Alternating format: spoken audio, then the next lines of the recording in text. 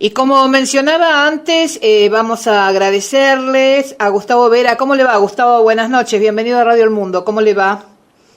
Hola, buenas noches. Bueno, estamos para males con nuestros líderes, ¿no? El Papa, ahora Pepe Mujica, pero hay un tema, 11 meses sin Loan. Sí, primero respecto al Papa y Mujica, a pesar de que tenían la diferencia de que uno era creyente y el otro no, Ajá. lo que tenían en común y lo que quedó en el corazón de todos nosotros es que son personas profundamente humanas, profundamente éticas en el ejercicio del poder, y creo que su ejemplo lo tendrían que seguir muchísimos políticos del mundo. Y en relación a lo que me preguntaba de Loan, bueno, lo único que te puedo decir es que la causa está exactamente en el mismo lugar que cuando se la dieron a la justicia federal al mes de la desaparición de niños. O sea, están exactamente los mismos detenidos. No se sabe ciencia cierta cuáles son los móviles, los fines por los cuales Loan desapareció forzadamente. Y lo que hubo es mucho humo, y mucha persecución, concretamente, persecución a los que trataban de investigar a gente comprometida con el poder, por ejemplo, cuando se trató de inventar la hipótesis del accidente, Sí. se llevó a Laudelino una madrugada salteando el fuero federal y con la complicidad del senador Pellegrini, del abogado Codazzi, e incluso donde el propio gobernador Valdés publica un tuit en el cual dice que el caso está casi resuelto. Bueno, este escándalo nunca se aclaró, tampoco se aclararon los papeles de los superiores de la policía que estaban por encima de Maciel, tampoco se aclaró por qué Rubinó, Sotelo, Castillo, los primeros funcionarios judiciales que intervinieron en la causa, estuvieron sin aplicar el protocolo nacional de búsqueda de personas, y estuvieron demorados una semana, una crucial semana, bajo la hipótesis absurda del extravío. Tampoco se aclaró por qué los chicos y las personas detenidas, los menores, la Defensoría de la Niñez recién se dio cuenta de que estaban a cargo de una ONG o gente que decía pertenecer a una ONG, cuando en realidad era una obligación que tenía la Defensora de los Derechos de los Niños, garantizar justamente la salvaguarda de los menores, de los adultos cuando son detenidos.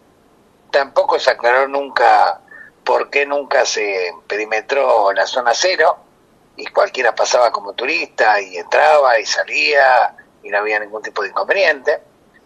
Tampoco se aclaró por qué se demoró en el Alerta Sofía. Bueno, en fin, hay un montón de preguntas. Tampoco se investigó, por ejemplo, a las personas con más antecedentes delictivos en el pueblo 9 de julio, ¿no? El caso de los Merulla, que tienen varias entradas en la cárcel, condenas, etcétera. El caso de los Maidana, que son los principales distribuidores de droga en la zona y donde el Maidana más grande tiene prisión domiciliaria, pero parece que no la tuviera porque todas las tardes sigue repartiendo estupefacientes sin ningún problema. Se sabe, y los trabajadores del periodismo me lo han confesado, no voy a obviamente dar nombres para no comprometerlos. Por supuesto. Pero se repartió fortunas desde el gobierno provincial para callar, neutralizar y para lograr que todos los medios partieran, o por lo menos si cubrían el caso, que se circunscribieran al eslabón más débil de la cadena y no se investigara a fondo nada. Estuvo paseando durante cerca de medio año un abogado, el señor Gallego, sí, absolutamente vendido, que dijo que en 5 días iba a resolver la cuestión, que ya estaba casi todo resuelto. Bueno, ahora se fue en silencio por la ventana y la propia familia de Loan lo acusa de haberlos estafado, de haberse llevado creo que 12 millones de pesos y que no le dio ningún tipo de resultado, o 25, no recuerdo el monto, pero en un reportaje reciente lo admitió la propia familia. Con lo cual estamos frente a la propia familia que desalentó las movilizaciones de un día para el otro, luego de la reunión con el gobernador, la madre Coraje, que fueron las únicas que seguían recordando a Loan en Corrientes y que fueron sistemáticamente amenazadas, hostigadas, molestadas, incluso sus trabajos en algunos casos. Bueno, en fin, la justicia que todo el tiempo echaba culpas, la culpa es de los supuestos Dupuy, la culpa es del supuesto americano, la culpa de la Fundación La Alameda, la culpa de los medios caranchos, la culpa de los porteños que vienen acá y no entienden. Bueno, una vez que se fueron todos, y que tuvieron todo el camino despejado, bueno, están exactamente parados en el mismo lugar. Son absolutamente ineficaces, totalmente inoperantes, no se quieren meter con el poder, no quieren investigar de verdad, y esa es la razón por la cual nosotros en noviembre denunciamos a la doctora Cristina Esposar Penso en el Consejo de la Magistratura, y los consejeros dieron lugar para que la denuncia se tramitara ante el comité de acusación. O sea que la denuncia está caminando y activa. Y obviamente vamos a demandar a estos vendehumos que estuvieron inclusive amenazando y haciendo presentaciones para tratar de detenernos, digamos, porque supuestamente entorpecíamos, digamos, por pedir la citación de Codazzi, de Pellegrini, lo que todo el pueblo pedía, por escrito, por otra parte.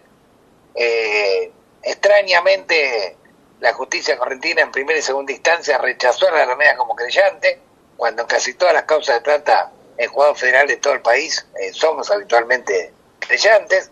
Acá buscaron cualquier tipo de argumento para echarnos completamente de la provincia de Corrientes.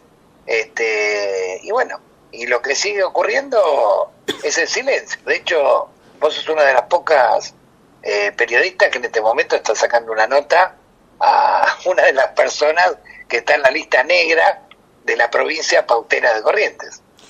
A ver, me parece que el periodismo, como yo lo interpreto, como yo lo trabajo, tiene que estar en estos casos más que nunca, porque hoy es Loan, todos los días desaparecen nenas, nenes, gente, adolescentes, chicas y chicos, y pareciera que es importante solamente cuando te tocan a vos o es un miembro de la familia. Yo no puedo imaginarme estar inclusive en la piel del nene, del mismo nene que lo sacaron de su casa, pero alguien tiene que quebrarse, alguien tiene que indicar qué pasó, está muerto, está vivo, por lo menos que den una apreciación, pero no se quiebra nadie. No se quiebra nadie porque tampoco la justicia hace nada, digamos, para investigar a fondo. De hecho, lo primero que tenés que preguntarle al primer juez que tuvo la causa y a los fiscales, antes de Esposar Penso, cuando estaba en la justicia provincial, es por qué perdieron los 5 o 6 días cruciales, iniciales, con una hipótesis de extravío. ¿Por qué no cercaron el pueblo? ¿Por qué no largaron la alerta Sofía? ¿Por qué no largaron el alerta amarilla de Interpol? El alerta Migraciones, a la Comisión Nacional de Regulación de Transporte. En fin, ¿por qué no aplicaron el protocolo de búsqueda y nos estuvieron entreteniendo, no sé si te acordás, poniendo caramelos? Sí. Buscaban. Ridículo, absolutamente ridículo. Evidentemente lo hicieron para encubrir.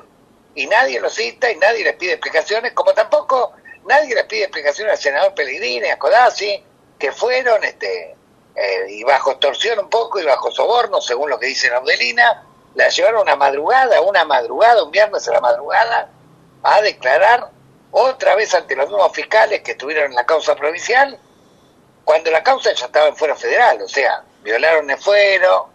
Después Valdés salió a anunciar lo que supuestamente era el contenido de la declaración de Laudelina violando el secreto del sumario.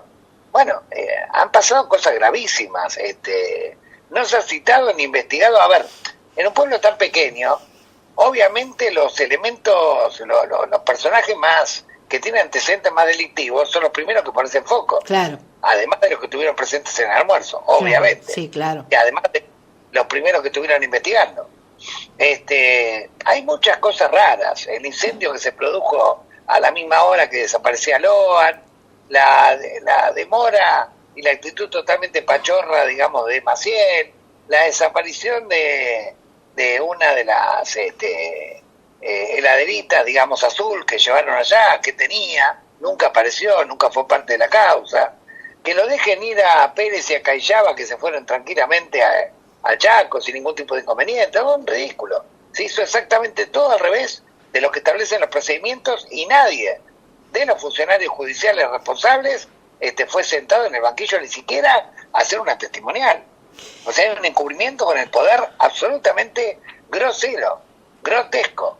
Entonces, evidentemente, algo se quiere tapar y es mucho más grande que ni tiene que ver con determinada cotidianeidad en que ocurran cosas horrorosas con la niñez. Exactamente, porque ¿cómo está?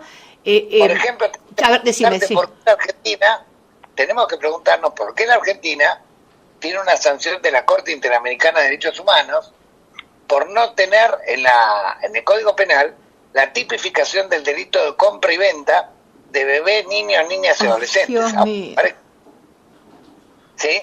Sí. En el 2012 nos aplicaron una sanción.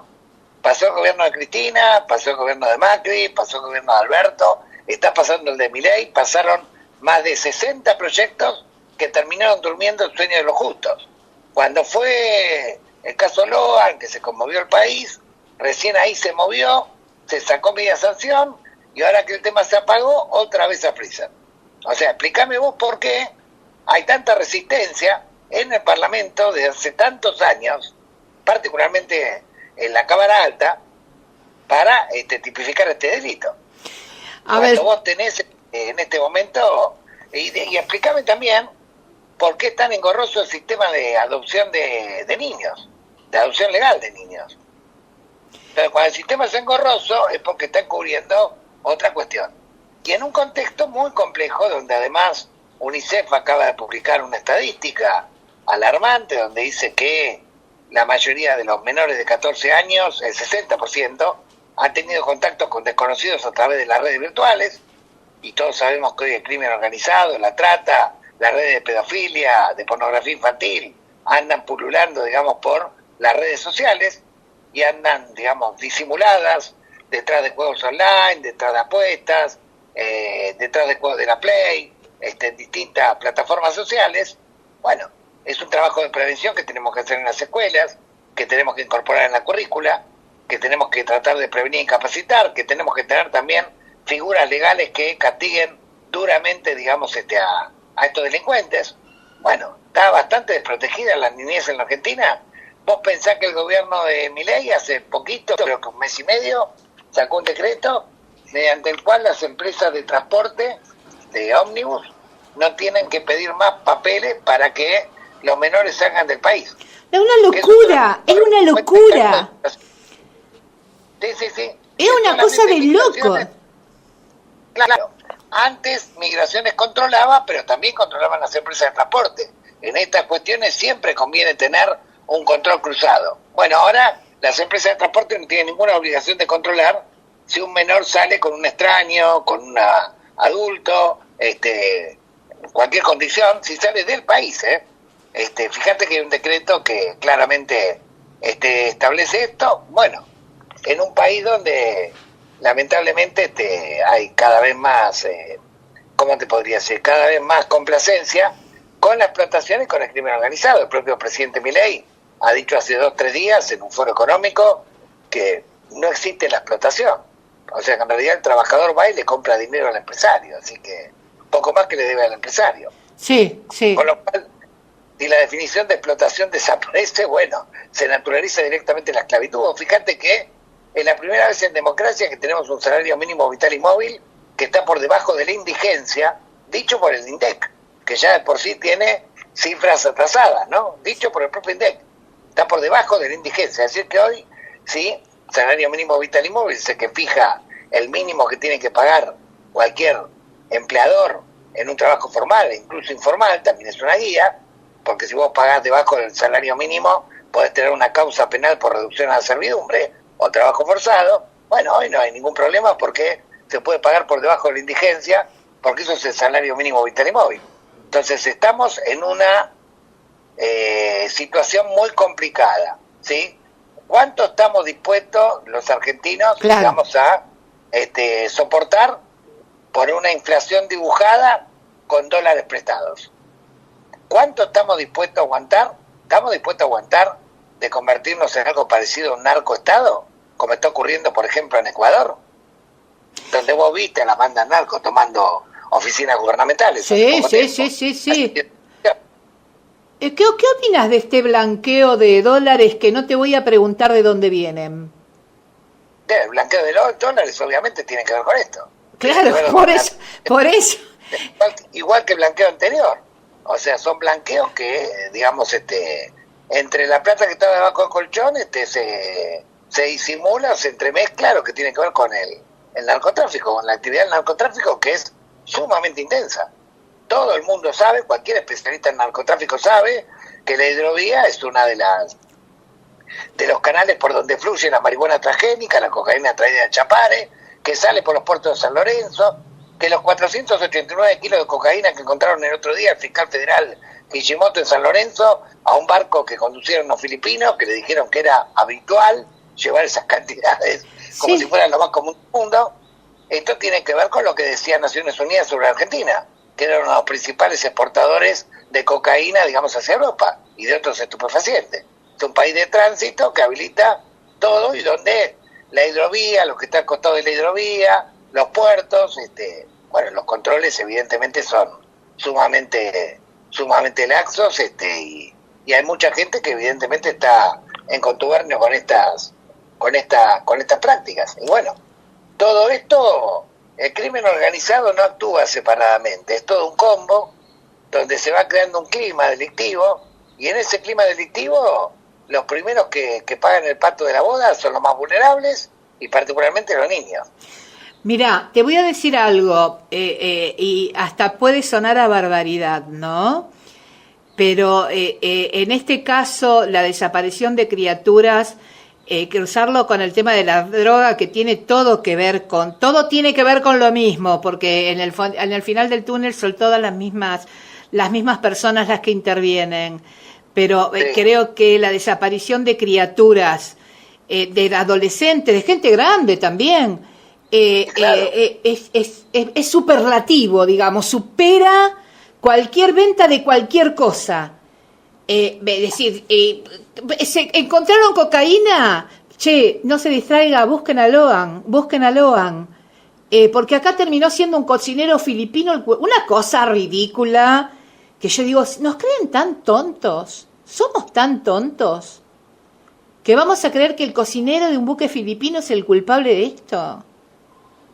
Bueno, pero volviendo al caso de Loan, probablemente 9 de julio, que era un pueblo que está al costado de la hidrovía, con salida al Uruguay y al Paraná, muy cerquita de la triple frontera, bueno, tenía esa maldición geográfica, ¿no? O sea, había un corredor de intensísima actividad delictiva, y probablemente algunos sectores del poder le interesaba que nadie metiera las narices en ese territorio. Vos no te olvides que cuando cayó el ministro de Seguridad, Buenaventura Duarte, Sí. y asumió el nuevo ministro de Seguridad de Corrientes Vallejo, ese día plantaron una avioneta narco en la ruta 12. Exactamente. No sé si te acordás. Sí, claro. Tu mensaje, compitiendo, bueno, a ver cuándo empieza a restablecerse el circuito de tránsito. Claro. Sí, justamente. Ahora, Argentina, mundialmente. Por decir esto, el gobernador Valdés a mí me inició una querella. Bueno, le gané el fuero, después fue a la corte, qué sé yo, no sé. Y después fueron incrementando, ¿no? Después fueron inventando que nosotros entorpecíamos la causa, que manipulábamos no sé qué cosa, pidieron mi detención, Sí, el recuerdo. la familia dice que le robó la plata, me ensuciaron en todos los medios, por supuesto, lo demandaré como corresponde, pero lo que te quiero decir es que acá, hablando con muchos colegas de prensa con los cuales muchos años trabajé gratuitamente en temas que tenían que ver con trata, trabajo esclavo, etcétera, todos me dijeron, acá se puso plata arriba a los grandes empresas y listo, se cerró la persiana. ¿Sabés qué? Que son tantos, porque, a ver, nosotros, Loan es como un emblema, digamos, es como el nene que todos buscamos, pero hay cientos de niñas y niños que todos los días desaparecen, que no sabemos, Sí, que no los volvemos a encontrar. De hecho, sí, hay muchísimos, muchísimos se encuentran, y hay provincias que lo buscan y que lo tienen sistematizado en el sistema. En otras no, en otras regiones no, en la región de Loan, no. En Córdoba se lo buscó intensamente a Lian, se aplicó la alerta Sofía del día 1, apareció el propio ministro en el lugar, todavía se lo sigue buscando, sí pero claramente tenemos que tener una tipificación penal más clara, digamos. Insisto, la compra y venta de bebés, niños, niñas y adolescentes no está tipificado penalmente. O sea, cuando vos investigás una adopción ilegal, la investigás como sustracción de identidad. ¿Se entiende? Porque no existe una figura legal. Y esto es lo que la Corte Interamericana le viene reclamando a la Argentina desde el año 2012. Pasaron 13 años, ya tendría que estar recontra legislado. Exactamente. Te paso a otro tema. Bueno, el nuevo Papa, el dolor que has sentido con la pérdida de que para vos no solamente era el Papa Francisco, sino que era tu amigo Jorge Bergoglio. Y lo llegaste a conocer a este nuevo Papa que tenemos, León XIV. No, tenía referencias de él, pero la verdad que no lo conozco personalmente. Sé que en los últimos 2 años ha tenido un ascenso en la curia romana y que Francisco le encomendó, lo nombró de cardenal diácono a cardenal obispo y lo nombró al frente de la congregación de obispos, que es un lugar muy importante para seleccionar y proponer el perfil de los obispos de todo el planeta. Sé que tuvo un trabajo misionero muy intenso en el Perú, que tiene bastante capacidad de alguna manera para estar en zonas de altísima vulnerabilidad. El pueblo peruano, por lo menos por donde él pasó, lo recuerda con muchísimo cariño. Una persona de diálogo, una persona de unidad, y bueno, esperemos que en este mundo tan complejo, este mundo de guerras, este mundo amenazado por el calentamiento global, este mundo fragmentado y digamos con creciente odio, pueda León continuar la tarea de Francisco. Y aparte se ha tomado él mismo ha dicho que el nombre de León lo toma por León XIII, es como que retoma la encíclica Rerum Novarum sociales de los trabajadores, en un momento donde el trabajo está seriamente en riesgo a partir del crecimiento del mundo digital y de la inteligencia artificial, ¿no? Entonces defender la dignidad humana, la dignidad del trabajo, que la tecnología no se convierta en una inmensa maquinaria de descarte humano, es una tarea titánica que tiene que llevar adelante la Iglesia, y espero que sigan trabajando también con un frente interreligioso como el que Francisco hacía, digamos, se armaba con todas las religiones para trabajar por temas prácticos, ¿no? Por el tema de la paz, contra las guerras, por el tema de protección de migrantes, por la lucha contra la trata de personas, contra el cambio climático, por un mundo que sea justo, inclusivo y sustentable, ¿no? Así que esperemos que esté a la altura. Por supuesto, el ejemplo del padre Jorge ha quedado en el corazón de millones y millones de personas. Va a ser inolvidable, sobre todo por la ética social en el ejercicio del poder, que hace pasar vergüenza hasta cualquier concejal de los que conocemos en nuestro barrio. Sí, es verdad. Y una persona que evidentemente fue, creo que la voz más genuina del Evangelio original de Jesucristo, creo que fue la voz humanista más importante. Vos fíjate cuánto pueblo no católico lo lamentó, lo lloró a Francisco, lo extraña a Francisco. Nos ha dejado psíquicas fundamentales, digamos, respecto al diagnóstico del mundo y cómo transformarlo a través de la fraternidad humana, como el Laudato Si, el Fratelli Tutti, que es material, digamos, de estudio en academias, universidades, entre ambientalistas, entre organizaciones sociales, sindicatos. Por lo tanto, yo creo que el legado de Francisco va a ir creciendo con el correr del tiempo de manera cada vez más grande, ¿no? Igual que a su manera y salvando las distancias, también ejemplos como el del Pepe Mujica, ¿no? Claro, por supuesto. Que una persona de pueblo, que entendían ambos el servicio como el servicio al prójimo, el poder como el servicio al prójimo.